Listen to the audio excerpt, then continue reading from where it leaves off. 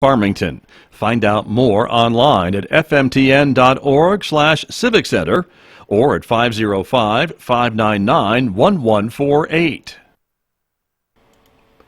KSJE is supported by San Juan Regional Medical Center, which is officially baby-friendly. This evidence-based initiative is designed to support mother-baby bonding and optimal infant feeding practices by upholding the 10 steps to successful breastfeeding.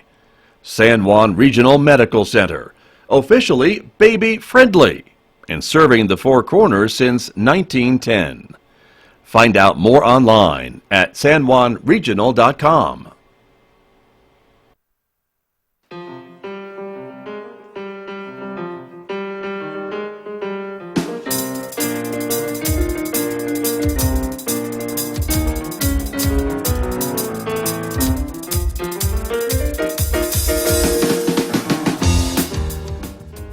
Eleven minutes past 8 o'clock. It's Thursday morning, January 23rd. Good morning, everyone. I'm Scott Micklin. Thanks for tuning in to KSJE 90.9 FM over the air in San Juan County, over the air in Durango, Colorado. It's 103.3 FM. And, of course, you can listen anywhere from our website, ksje.com. You can also watch the program anywhere because we're streaming video live to the KSJE YouTube channel and Facebook page right now, and that's why we call this visual radio. Coming up this morning, my guest from the San Juan County Partnership, Amanda Evans, is here. We'll be talking about some new programs the partnership will be doing in the community, also funded by some grants in that application process, but we'll be talking more in the next few moments right here on KSJE, so we hope you'll stay tuned for that. Later on this hour, I'll also be checking in with Wally D from Wally D Sports. He's going to give us a prep sports update this morning. We'll be looking at some of the girls basketball polls, some of the local teams doing quite well from statewide polling, so we'll show you that and talk more about prep sports this morning around 8:50 right here on KSJE. And then next hour, Mick Hess will be here roving with the arts. It is our weekday classical music program, and Mick is going to be playing music from this piano player on the screen right now, and his name is Leo Sowerby. That's coming up this morning on Roving with the Arts at 9:06 on KSJE. Don't forget, of course, we're on Facebook and YouTube, but we're also on Twitter, and you can connect with KSJE on Instagram as well. Weather forecast, after a few partly sunny days, we're going to have a lot of sunshine today. A mostly sunny Thursday with a high of 46 in Farmington. Clear tonight with a low of 22, then back to the partly sunny skies for Friday, Saturday, and Sunday. Highs each day mid-40s and overnight lows mostly in the mid-20s, and maybe a chance of snow showers developing on Sunday night and on into Monday and Tuesday of next week with a chance of rain or snow. Highs again mid to upper 40s Monday and Tuesday with a chance of rain or snow showers. And we always say, of course, that visual radio can take you places. We'll take you up to Canada, into the north this morning. It is Quebec City, the port of Quebec, right there along the St. Lawrence River as the ice floats by in the river. And right now in Canada, the temperature is 30 degrees in Quebec City right now. Mostly cloudy day. They're on their way to a high temperature of 32 and an overnight low of 21, and with the winds in Quebec this morning, it feels like 23 degrees, but that is a look from a few moments ago at the St. Lawrence River and Quebec City this morning.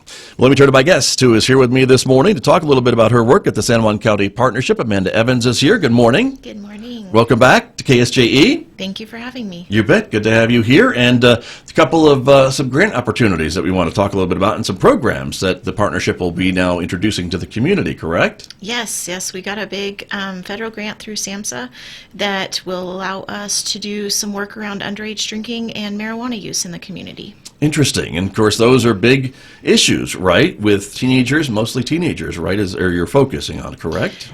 That's our focus. There are issues in our community for all ages, but our really focus is on really reducing the underage use of those. Got it. And so this grant, then, talk to me a little bit about what it's going to allow you to do. So it really has three components. So one of them, the first is really putting together a prevention coalition. We have a lot of groups that meet, but this one is specific to addressing the underage drinking and the marijuana use. So it's bringing law enforcement, it's bringing schools, it's bringing the other programs in the community like Boys and Girls Club, all together to meet monthly and really talk about the issues and how we can make a difference even outside of the funding we have for the grant.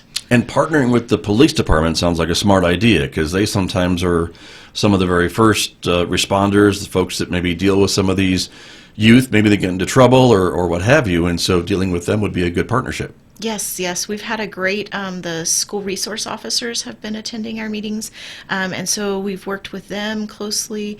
We're going to be working with Farmington PD has done a parent program in the past. And that's another component outside of the coalition, is we're going to be doing a program called Strengthening Families that will work with youth 10 to 14 and their parents, and it will do 7 classes, 7 weeks. Okay. Where we spend 2 hours a week with these families and try to build some skills within them that can kind of help. And Farmington PD has committed some officers to going through this training that we're going to be doing next week as facilitators. Interesting. And so the idea being to get kids in there with their parents, with one parent or guardian or some adult, right? That then they can kind of build that family relationship. Yeah, or strengthen it? And it can be, it might be a grandparent, it might be a parent, or a guardian. And what it is it's a 2-hour class. So what we do the first hour is we split up the parents and the youth, and we have 3 facilitators. So we have 2 adults working with the youth and 1 with the parents. And we go through this program where we talk about, for parents, it might be the love and logic model that talks about disciplining in love, how to kind of set boundaries. And the youth might be handling peer pressure or how to communicate with your parents. And then the second hour, we all come together and we do some activities as families. So we might do like building a family plan, how to have a family meeting once a month, or even doing something fun like creating a family, like a crest, and what are their goals, what are their priorities, what are the things that they really value, and how can you guys as a family keep those values and address them. And do you find that maybe this is the first time some of these families have talked about some of these things? Like, what are our family goals? What do we stand for? What do we honor in our home? Oh, I think so. I think there's a lot of, this is the first time this program has been done in our community specifically. And there's actually several programs out there called Strengthening Families. Mm-hmm. And so ours is what we're going to be doing is the one from Iowa State University. They're the ones who developed it. But there's actually 3 or 4 like national programs called Strengthening Families. So there are a couple with that name in our community, but this one is a little different. I see. And so it is, I think, for even, families who might not have had an issue already with their youth. I think just in general, we're so busy. I have 3 kids. We are always doing things. And even if we do family activities, we don't necessarily sit down and talk about, like, what is our communication? What do we need to talk about? What are our values and things like that? So I think it just is something we don't always think is important, but can really change a family dynamic. Right. And you mentioned kind of the basis for some of these programs that have come from these universities that have studied this. And I know the partnership works a lot with data and how you make decisions and things like that. And so these things have a good track record, right, in the other communities where they've been utilized. So this program is very well known nationally. It's been studied for years. I don't know its exact start date, but I know they did like a 10-year study with families over the looking at not just how they responded while they were going through the classes, but then how it looked down the road. And it's actually received really good excellence national awards from different programs, from juvenile probation programs, from family programs, and it's seen some really good results. And one of the things that really impressed me about it was it not just sees results right after. So a lot of times people are like so excited about a program a week after they finish it, but then a year down the road, are they still using it? And this has actually been shown to increase its usage over time after a family does it versus decrease. Right. So, and so that's important too, yes. Right?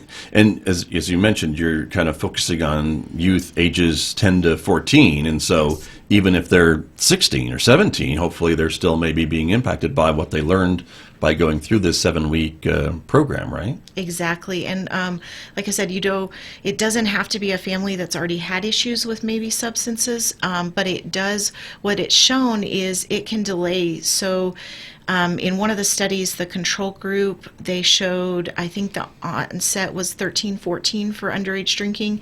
And after the families that had gone through this program, the average age was about 17. So it's delaying the onset. And we know the earlier you start drinking, the more likely they are to have problems later in life. We have a really high group here.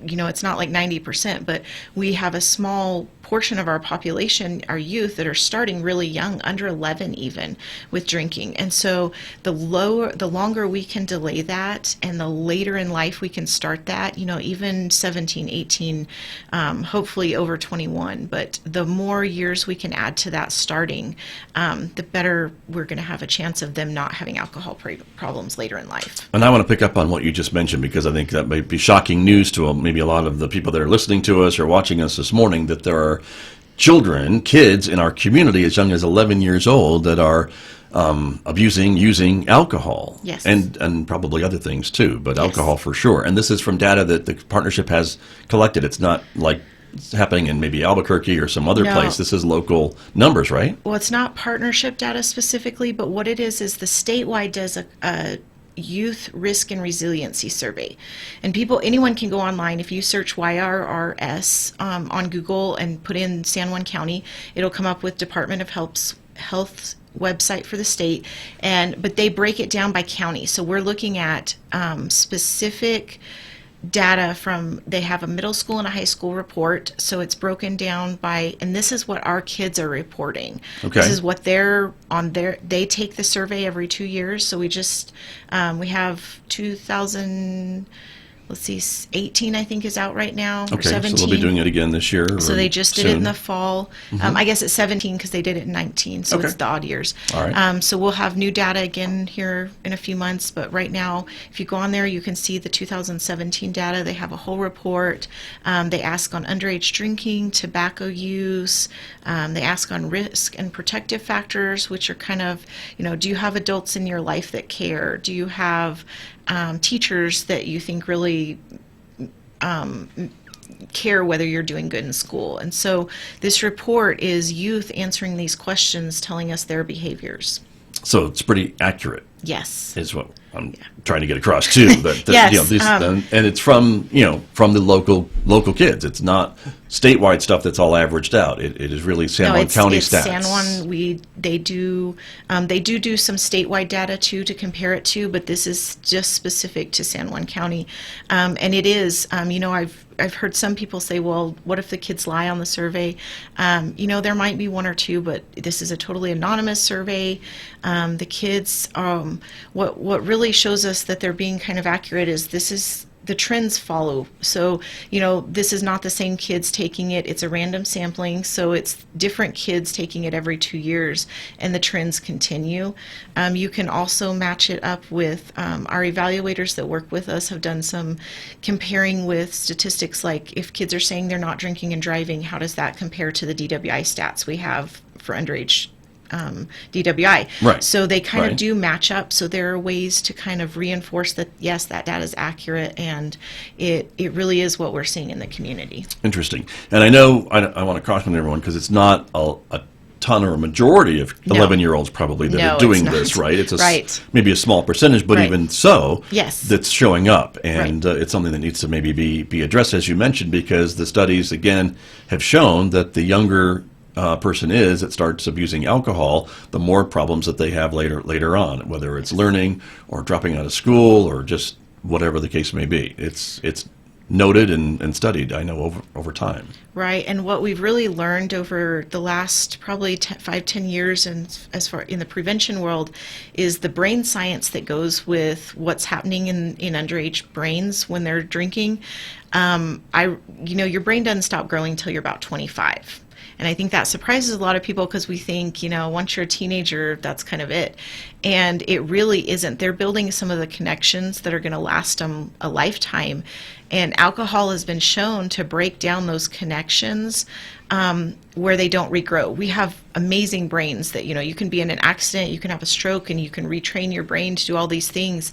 And they're actually showing that drinking, especially binge drinking and high intensity drinking and things like that, are damaging brains in ways that are never fixable for these underage kids. So we really, again, want to really educate kids on what they're doing to themselves, and parents even what they're doing. And so what's been shown is these protective factors, and that's really what Strengthening Families addresses, is how do we build up relationships with parents so that they have those conversations and talk to their kids and make the kids understand that it's not acceptable in this family to drink before you're overage.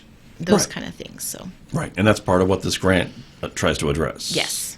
So very good. My guest this morning, Amanda Evans, is here from the San Juan County Partnership. We are talking about a couple of new grants and new programs that the partnership has been awarded through application process and grant writing and all the things that I know you all do as well. And when you're wearing a different hat, and not being on the radio, but it is helpful that these are funded. And again, these funding sources are looking at our community and saying this program needs to be there because it could help some of these at-risk kids and families. Right. And so the Strengthening Families model, the idea, like we said, is to get adults and kids together and kind of learning about that dynamic and how to be maybe a better, more functional family unit, I suppose.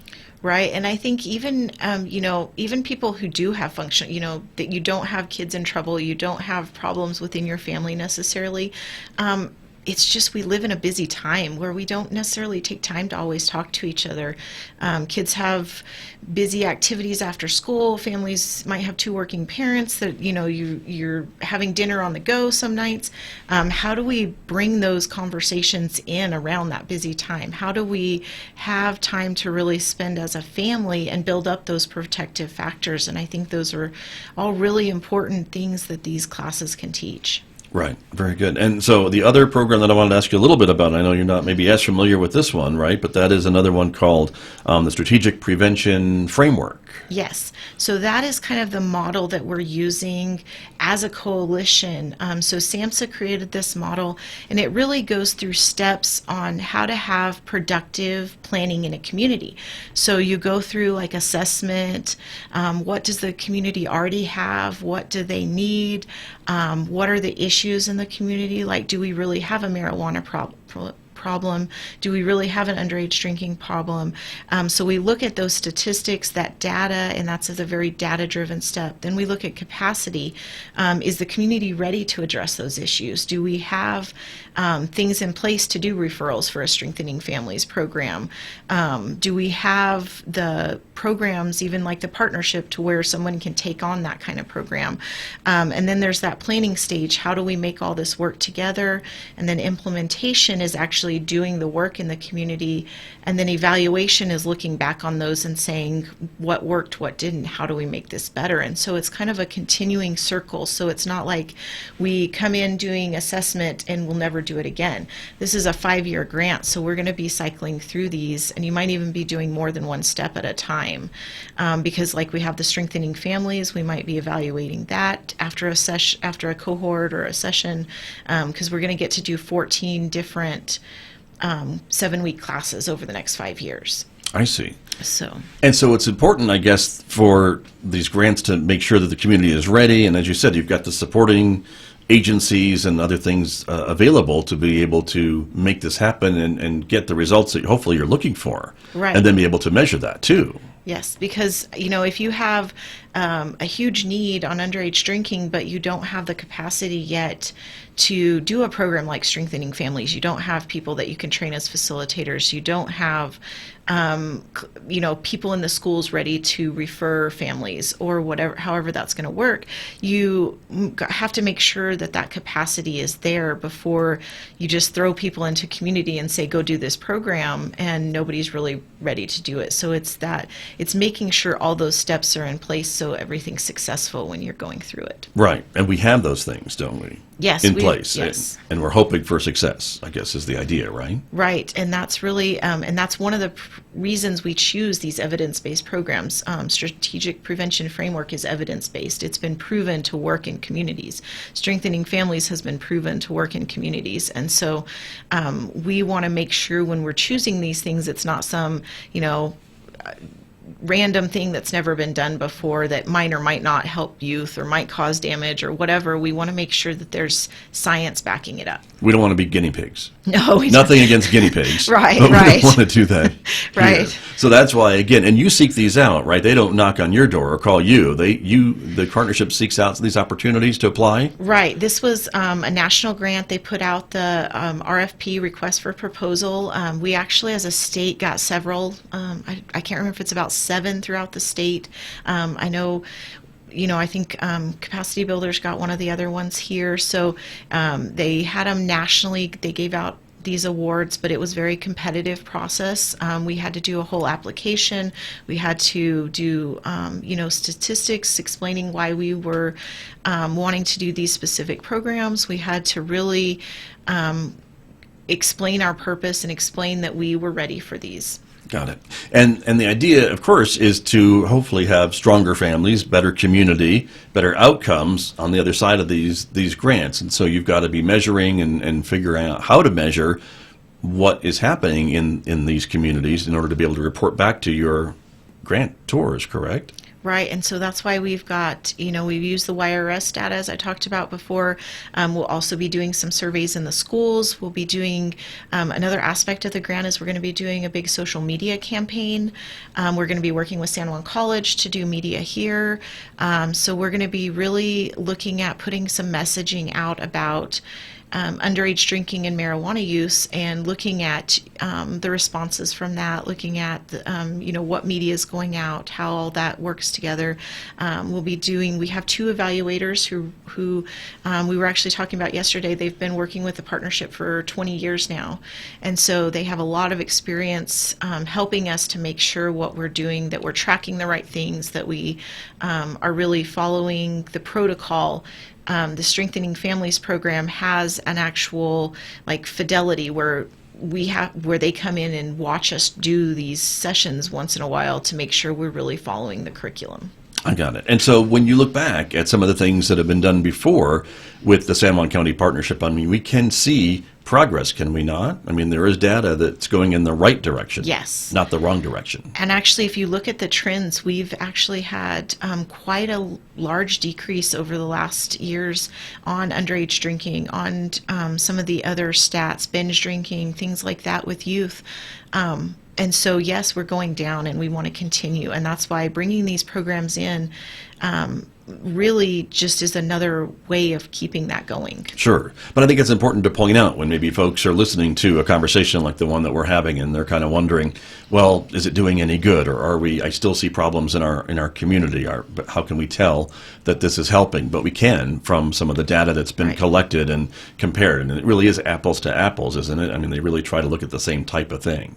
Yes, and like with the YRS survey, the questions go through a very rigorous process before they add one, so it's the same questions year after year.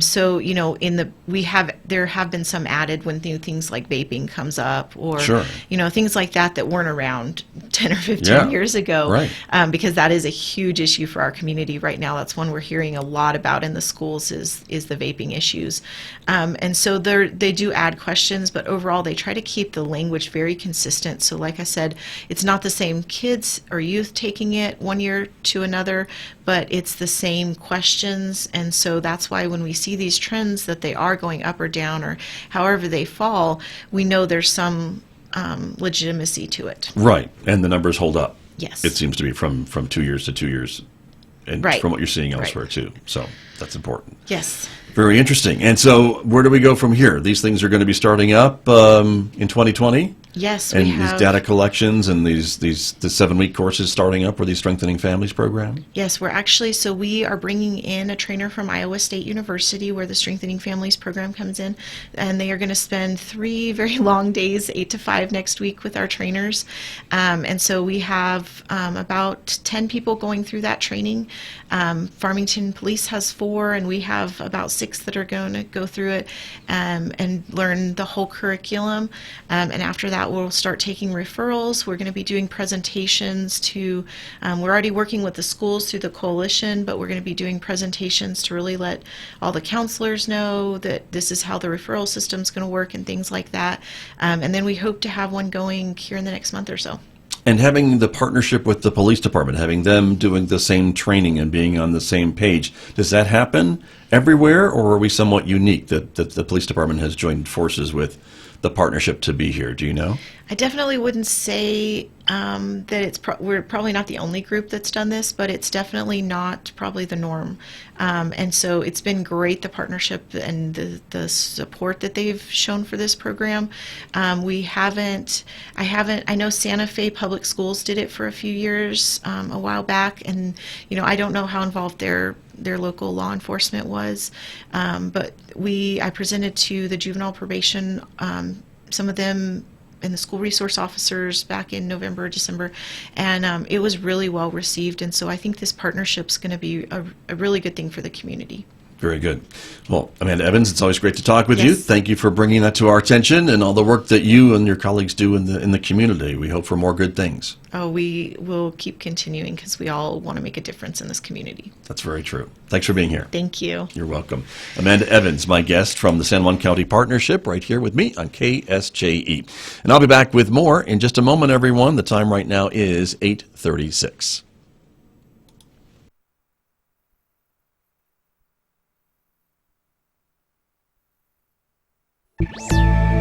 A private equity firm wants to buy the .org domain. Why that has nonprofits freaking